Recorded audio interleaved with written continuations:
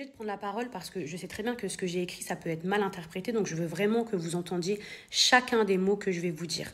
Sachez une chose, ce n'est pas parce qu'on ne cautionne pas ce qui se passe en Palestine qu'on cautionne ce qui s'est passé le 7 octobre. Entendez-le. Déjà, là, juste pour commencer, ce n'est pas parce que je soutiens et que je ne cautionne pas tout ce qui se passe en Palestine que je vais cautionner ce qui s'est passé le 7 octobre. Déjà, pour commencer. Je vais vous expliquer pourquoi je suis énervée contre Magali Berda. Pour deux raisons. Et je vous jure, ça me prend par les tripes.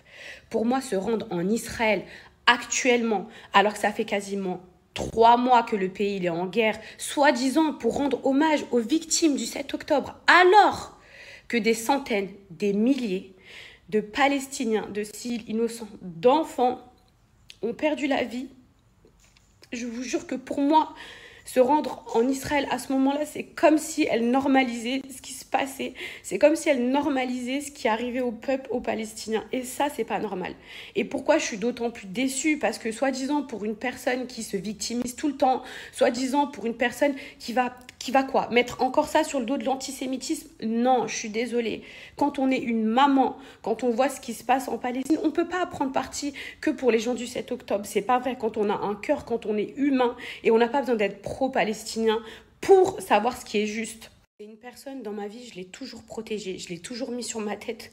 Vous savez que je l'ai toujours mis sur ma tête, cette femme. Et franchement, je vous jure, je suis dégoûtée de trop de choses. Parce qu'il se passe trop de trucs en interne où je dis rien. Et franchement, j'ai pris 5 minutes pour moi parce que je refuse de pleurer sur mes réseaux sociaux. Je vous dis la vérité, moi, j'ai toujours ma carapace de femme forte. Je crois que la dernière fois que j'ai pleuré sur mes réseaux sociaux, c'est quand j'ai accouché de mon fils, où je crois que c'était en 2019. C'est pour vous dire, je crois que c'est la seule fois où j'ai pleuré sur mes réseaux sociaux. Je cherche pas à me victimiser, je cherche pas à rallier des gens à ma cause. Juste, je vous explique aujourd'hui pourquoi ma peine, elle est immense. Parce que c'est quelqu'un que j'ai mis sur ma tête, même à mes dépens. C'est quelqu'un que j'ai idéalisé. C'est quelqu'un vraiment que j'ai beaucoup aimé et que j'ai porté dans mon cœur. Et en fait, ça s'arrête pas juste au simple fait qu'elle soit partie en Israël, parce que pour moi, si elle veut s'y rendre plus tard, si Inch'Allah ça va mieux, on peut pas empêcher les gens d'aller dans un pays qu'ils aiment. Je suis pas en train de mettre tout le monde dans le même sac, mais juste là, c'était pas le moment. C'était pas le moment.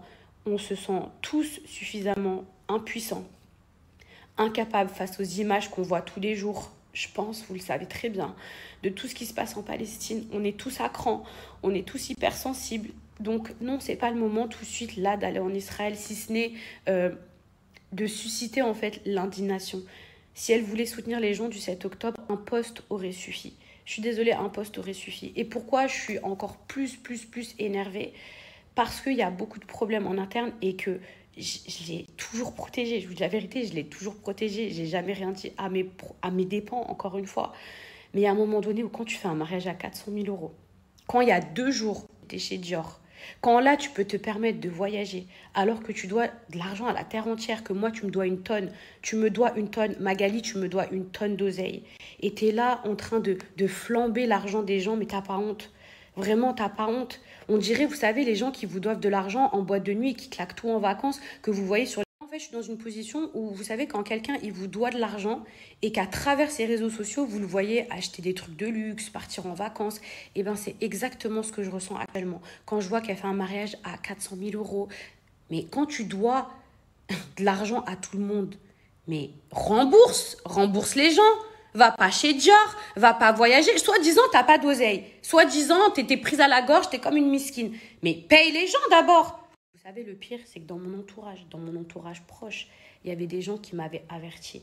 Mais pas il y a 6 mois. Il y a 2 ans, ils m'avaient dit, méfie-toi de Magali. C'est pas une bonne personne. Elle va vous carotte, elle va vous la mettre à l'envers. Et moi, naïvement, même pas naïvement, la vérité, comme une personne sincère, je me suis voilée la face, je voulais pas y croire. Je l'aimais tellement, cette femme, que je me disais, non, c'est pas possible. Et au final, regardez, une grosse voleuse, une grosse carotteuse, tu es une grosse manipulatrice qui se victimise, qui a toujours un problème, qui a toujours un truc, mais pourtant tu voyages, tu fais ton mariage, tu kiffes ta vie, mais t'as vu, pour payer ce que les gens ont travaillé, parce que j'ai travaillé, hein, j'ai volé l'argent à personne, hein, j'ai travaillé, là, il n'y a plus personne. ah, il n'y a plus personne. Mais je te le dis, ma cocotte, tu vas me rendre mon argent. Tu vas me rendre tout ce que tu me dois. Et maintenant, à partir d'aujourd'hui, et les marques, je vous préviens, je ne travaille plus du tout avec cette personne. C'est chacune, là, fait sa vie et Dieu pour tous. Évidemment, j'ai pris une douche et tout. Franchement, ça m'a fait du bien. Attendez, je nettoie mon écran. J'ai reçu plein de messages trop mignons. Maëva, elle m'a écrit des messages. Poupette m'a écrit des messages. J'ai reçu plein de messages. Là, des fois, je lis des messages comme ça par rapport au voyage en Israël où vous me dites en plus elle est partie en business. Non, mais merci pour tous les messages que j'ai reçus. J'ai pas eu le temps de tout lire, mais je vous remercie par avance. Voilà, ou en avance, je sais pas comment on dit. Je vais aller m'occuper de Mani et je vais aller préparer à manger. Je voulais juste clarifier une dernière chose, même si je l'ai précisé. Sachez que je ne boycotte pas Magali Berda parce qu'elle est partie en Israël. Ma collaboration avec elle touche à sa fin parce que c'est une accumulation de choses où on avait des problèmes en interne. Elle me devait énormément d'argent, elle me doit toujours énormément d'argent. Ça fait des mois que ça dure, si ce n'est des années. Ça ne date pas d'aujourd'hui. Sachez-le, ça ne date pas d'aujourd'hui. Ça fait des années qu'elle me doit de l'argent. Ça fait des années que j'accepte ses excuses, que j'accepte ses prétextes, que je la protège. Plein de choses. Et aujourd'hui, le voyage en Israël, ça a été la goutte de trop. Déjà parce que, soi-disant, pour une personne qui n'a pas d'argent, je vois pas comment elle peut aller chez Dior ou comment elle peut se payer un voyage sachant qu'elle est censée ne pas avoir d'argent. Et parce que pour moi, quand tu es une agent et tu es censé me représenter, tu sais que tu es suivi par des gens et qu'actuellement il y a une guerre, ce n'est pas le moment d'y aller. Quand je l'entends dans ses snaps et que j'entends des bombardements derrière, et je ne sais pas si c'est du côté des Palestiniens ou du côté des Israéliens, de toute façon, moi, je suis pour la paix. Que ce soit des civils israéliens innocents, je vais avoir de la peine. Que ce soit des civils palestiniens innocents, je vais avoir de la peine. Mais quand j'entends des bombardements derrière et qu'elle se snap, je suis désolée, pour moi, c'est un manque de respect. C'est la guerre et je ne peux pas continuer ma collaboration avec ce genre de personnes. Regardez Maëva le message qu'elle vient de m'envoyer qu'elle a reçu. Vous savez c'est quoi? Une personne, déjà je ne sais même pas d'où elle sort cette personne, s'il vous plaît retrouvez-la cette personne qui a osé écrire son nom sur un obus, mais vous, j'ai envie de vomir, mais vous n'avez pas de cœur, mais vous êtes qui, vous êtes quoi, vous n'avez pas de cœur, mais qu'est-ce que c'est que je vois ça? C'est-à-dire vous allez envoyer une bombe en plus sur des gens, sur des trucs, au lieu de peut-être arrêter ça, vous allez l'envoyer, ça veut dire vous... C'est-à-dire que vous avez la possibilité de ne pas le faire, mais vous voulez envoyer ça et en plus vous écrivez le nom des gens, mais vous n'avez pas honte. Vous n'avez pas de honte. Je reçois des messages comme ça, mes amours. La réponse, c'est la manipulation. Il n'y a pas d'autre réponse. Pourquoi on est resté? Manipulation, affection, parce que quelque part on l'idéalisait, quelque part on avait énormément d'amour pour elle, de respect. On la prenait aussi en exemple, on va pas se mentir, hein, on l'a pris en exemple. Et c'est de la manipulation, elle a joué avec nos sentiments, excuse sur excuse, prétexte sur prétexte, il y avait toujours un prétexte. Et quelqu'un qui, par exemple... Je vais vous donner un exemple des techniques qu'elle faisait. Par exemple, jeudi, elle me disait, voilà, ton virement, il est parti et tout. Donc moi, je me disais, bon, bah, il y a le week-end, le temps que ça arrive, ça peut mettre plusieurs jours, etc. Donc, allez, mardi, mercredi, je vais recevoir mes sous. Mardi, mercredi, rien. Donc, à ce moment-là, on relance. Je relance. Ah non, mais finalement, il y a eu un problème. Ah non, mais en fait, la facture. Ah non, mais en fait, ça va arriver la semaine prochaine. Là, on est déjà à 2 semaines de perdu, 2 semaines. Et en fait, elle faisait ça tout le temps. En fait, elle gagnait du temps. Vous voyez ce que je veux dire? Elle gagnait du temps. Et je peux vous garantir que c'est hyper épuisant de courir après son argent. Psychologiquement, c'est vraiment, comment j'allais dire en français, drain. Vous savez, quand ça vous assèche, genre ça vous épuise de courir après votre argent. Et il y a des jours où vous êtes occupé, vous avez des problèmes, vous avez votre propre vie, donc vous n'allez pas penser à chaque fois à relancer, genre... Non, mais c'est quand même grave de courir après son argent. Moi, les postes, quand il faut les faire, je les fais en temps et en heure. Bah, normalement, mon argent, il est censé aussi arriver en temps et en heure. Mais surtout, on se dit quoi? Le vrai piège, il est où? C'est que si on reste aussi longtemps, c'est qu'on se dit, elle va pas nous voler, elle va pas nous faire ça quand même. Sinon, si on sentait le danger depuis le début, 2 ans en arrière, j'aurais arrêté déjà. Vous voyez ce que je veux dire? C'est un abus de confiance. C'est parce qu'on l'estimait, parce que par affection, vous voyez ce que je veux dire? Parce qu'on s'est dit, elle va pas nous voler. Et surtout, parce que le travail, il est fait. Chaque poste ont été faits. Moi, j'arrêtais pas de faire des posts. Je faisais plein de posts. Donc, je savais. Les marques, c'est pas des voleurs. Je savais que les marques, ils la payaient. Vous voyez ce que je veux dire? Donc, je me disais forcément, elle encaisse. L'argent, elle l'encaisse. Mais si elle me le donne pas, c'est qu'elle a gardé pour elle. C'est pour ça que je vous dis que c'est une voleuse. Parce que moi, les marques, il faut savoir que je note tous mes placements, toutes les dates. Il suffit que j'aille écrire à toutes les marques, que je leur demande les factures, etc. Vous verrez qu'elles ont été payées. Sauf que cet argent-là, elle ne me l'a pas donné. Mais bien évidemment que c'est du vol. Je vous donne un exemple. C'est comme si vous, ça fait, je sais pas moi, 7 ou 8 ans que vous travaillez dans une société et que depuis 2-3 ans, vous voyez votre boss, il est en place, tout va bien. Vous vous dites non, mais lui, il va jamais m'escroquer, il va jamais me voler.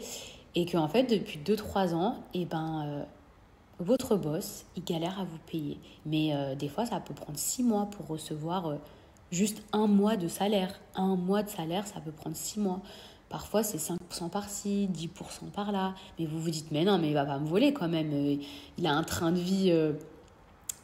Voilà, genre vous vous dites, mais non, cette personne, elle va pas me voler. Et en fait, c'est ce qui s'est passé. Et peu importe ce que j'ai pu gagner dans mon passé ou ce que j'ai pu acheter dans mon passé, ça n'a aucun rapport. Là, c'est de l'argent qu'on me doit, que j'ai travaillé pour.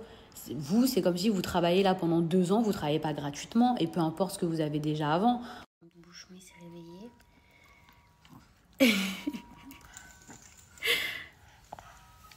Il est censé dormir, il s'est réveillé.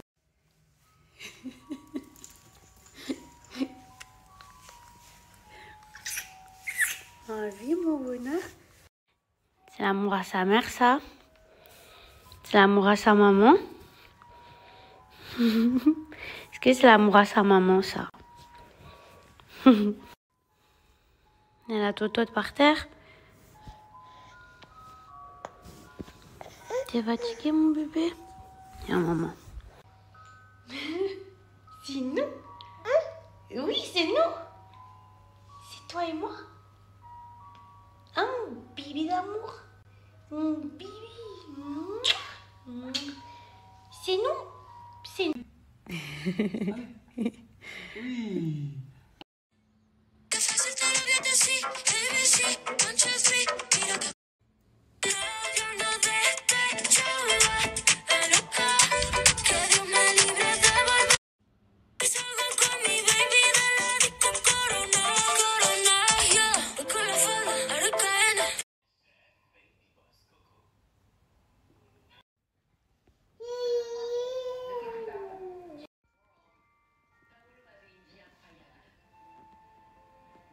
Bonjour la team, j'espère que vous allez bien. Moi ça va.